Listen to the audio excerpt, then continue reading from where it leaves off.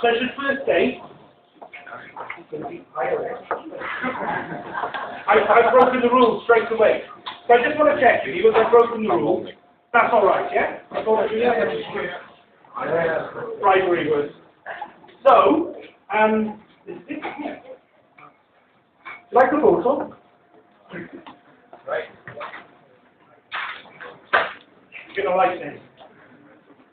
So my name is Cashmore, and I work for Lonely Planet. That's like Alcoholics Anonymous, and that is right. And I know that you should be expecting me to be up here in a sarong and sandals, but you know, Lonely Planet isn't all about backpacking.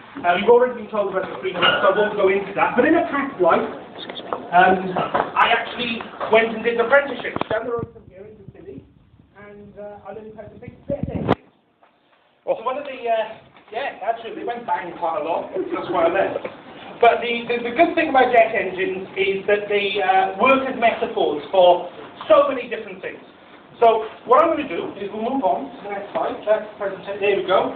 And we'll skip on the developer ecosystem and why it is a bit like a jet engine. You all know what a developer ecosystem is, right? Building a group of developers who will use your API to build cool stuff around your brand and your content.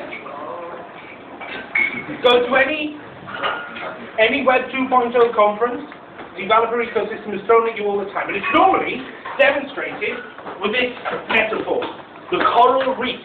This is the ecosystem. Now the coral reef is used because everything within the coral reef depends on everything else. No one part of the coral reef is any more important than any other part. And without every constituent part of the coral reef, the ecosystem will die. So everybody does this. I know it's sad, isn't it? It's really, really sad. But the problem with this model of the ecosystem, and why I think we should throw it away, is because it doesn't allow for rubber ducks. Stay with me. Let me explain rubber ducks. So, you all recognize this hotel, I'm sure, Dubai, the Emirates Hotel in Dubai. 7-star hotel. 7 stars. And they should know, they awarded them themselves. But one of the little tricks that this hotel does is, if it's been a particularly bad day in Dubai, what they do is, if it's been a sandstorm or it's a bit depressing and they can see that someone in their hotel isn't quite up to par, they see them coming in through reception and they've got someone waiting in their room. And they fill their bath for them. Yes. Dubai, not Swansea before. So they fill the bath, put out candles, and in the bath they put a rubber duck. Hey! Bertie, the rubber duck.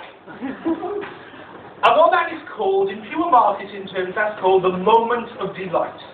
That is a moment during your experience that bonds you forever to that hotel. You will always remember that hotel because they cared about you personally.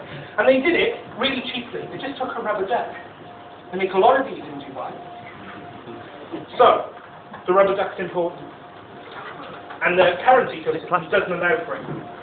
So, I want to use the jet engine as the metaphor to explain the developer ecosystem. And the reason I want to use the developer ecosystem, the jet engine, is because we're taking our users on a journey. I did that. To be honest, I just wanted to do this like for a gratuitous example of the engine I used to work on in Italy.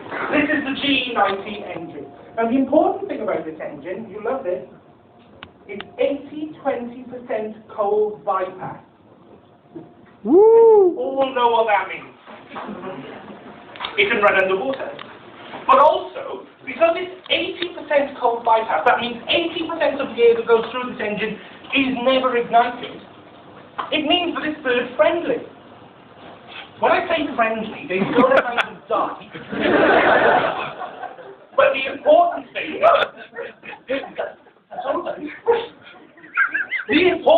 is, when Bertie approaches the front of the jet engine, what generally happens is that.